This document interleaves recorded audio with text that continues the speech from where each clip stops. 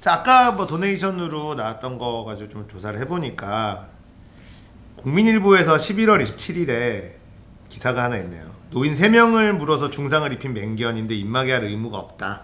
예. 이러면서 법 자체에 대한 얘기가 나오는 것 같고, 이게 이제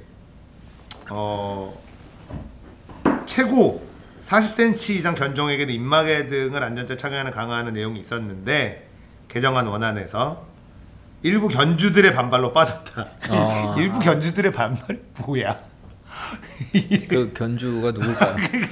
견주 일부 견주들의 반발 때문에 빠졌다는 게 이해가 안 되네요. 누가 일부 견주가 도대체 뭐 하는 사람들이 그러니까 뭐 예를 들면 뭐 동물보호 단체든지 뭐 뭐든지 이렇게 좀 네, 주체가 좀 명확하지 않나요? 관계자는 네. 이런 것들은 사실 좀 이해가 안 되는 거죠. 사실은 네. 개 산책시키는데 입마개 씌우는 게 무슨 네. 동물 학대에 해당하는지에 대해서 전혀 공감이 안 되고, 예. 사람이 먼저다. 친문이니까. 그 외국 같으면 아마 우리나라도 그렇지만 사람 울면 그 개는 안락사를 시키는 걸로 알고 있거든요. 우리나라요? 네, 우리나라도. 그 김시 슈퍼주니어? 먼시원? 그 개가 자주 물었는데도 뭐 결국 최시원 그 개도 자주 물었는데도 결국 계속 오냐 하다가 나중에 그 죽인 거잖아요. 그러니까 바로 문다고 죽이진 않는 것 같아요, 우리나라. 그게 그냥 합의해주고 하면 되는 걸로 알고 있는데, 그 합의가 안 되면 아마 물린 사람이 요구를 강력하게 하면 안락사를 시키는 걸로 알고 있어요, 저는. 아무튼 뭐 사람의 값어치가 너무 떨어지는 시대.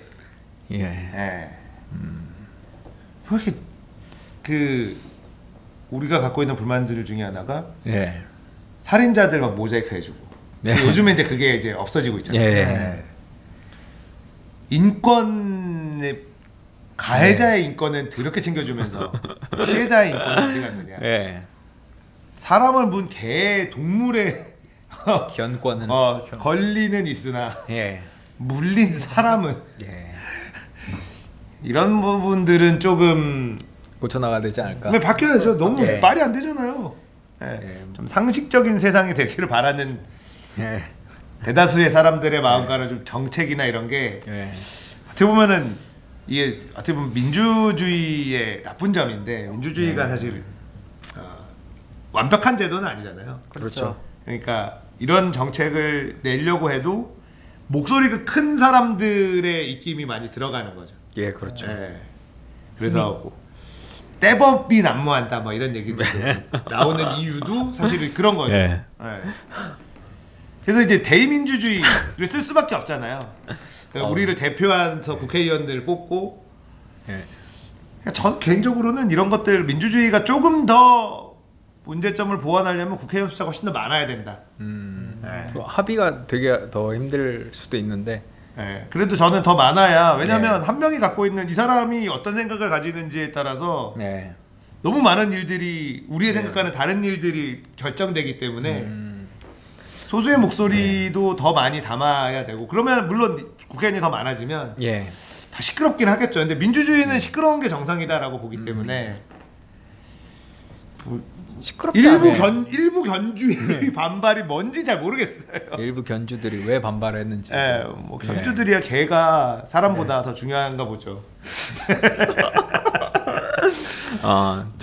저는 뭐 되게 그런 의미에서 관료들도 사실은 되게 우리가 국회에 대한 관심은 많지만 법 하나의 통과에 대해서는 아까 이렇게 돈해 주신 분처럼 이제 관심이 있고 뭐 이제 그 기사도 나오고 그렇지만 그 정부가 할 수 있는, 그러니까 관료 집단에서 할 수 있는 약간 별개로 해석될 수도 있지만 사실 같은 거죠. 정부와 정권 뭐 하여간. 근데 거기에 거의 대부분은 관료인데, 그 관료 집단이 할 수 있는 시행령, 조례 이런 걸로 조직이 시작하면 가이드라인, 법에 통과도 안 되는데 그걸로 사실은 세상이 결정되거든요. 그렇죠. 그래서 그거를 막을 수 있는 우리나라도 어떤 소송제도의 변화나 이런 것까지 생각해야 되지 않나. 좀 너무 거창한가요? 아니요. 저는 되게 중요한 포인트인데 예. 박근혜 정부 때는 시행령으로 엄청 많이 밀어붙였거든요. 예. 그렇죠. 근데 문재인 정부 들어서 제가 갖고 있는 불만은 그런 걸 안 해요. 예. 해야 될 거를 하는데 이제 자유한국당이 발목 잡는다라고 해서 반드시 해야 될 거를 좀 시행령으로 밀어붙여서라도 뭐 밀어붙일 필요도 없어요. 그냥 하면 끝이니까. 하면 되는데. 근데 그걸 만약에 그 시행령을 무력화시키려면 다시 또 법을 만들어서 그걸로 법을 무력화했는데 그거는 솔직히 오래 걸리고 민주당이 찬성 안 하면 통과도 안 되는 거고. 그러니까 저는 그러니까 시행령으로 하면 민생이라는 표현을 많이 쓰잖아요. 생활 밀착형 정책 같은 경우는 법안 기다리다가 사람들 막 다 쓰러지거든요.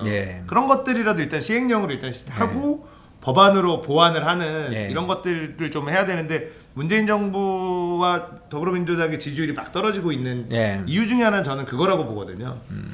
아니 언제까지 왜 지금 문제가 있다 그리고 이런 게 필요하다라는 거는 다 나오고 있는데 야당 발목 잡기 때문에 아무것도 못한다라고 계속해서 손 놓고 있는 것 때문이 아닌가. 그러면 시행령이라는 거를 좀 써서라도 실제로 좀 생활 밀착형 정책들 같은 경우는 그 지금 피해를 보고 있는 사람들이라든지 좀 진짜 힘든 사람들한테 좀 피부에 와닿는 것들은 먼저 좀 선 조치를 취하고 뭐 그렇게 하는 게 맞지 않나 뭐 이런 생각이 좀 들어서 저게 있었어요. 뉴스에 한번 올라온 적이 있는데 이제 아마 김동연 경제부총리 아마 물러나기 직전일 거예요. 뭔가 한 10월 지금 그냥 하고 있잖아요.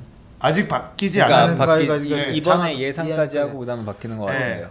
저 얘기 나와가지고 10월 초인가 제가 그때 본 것 같은데 이제 법안이 하도 통과가 안 되니까 시행령으로 하는 이제 이 시행령으로 좀 처리를 해라 이런 식으로 밀어붙이겠다 이거 이제 해가지고 비서진 이제 수석 각 수석들한테 얘기를 했다고 해요.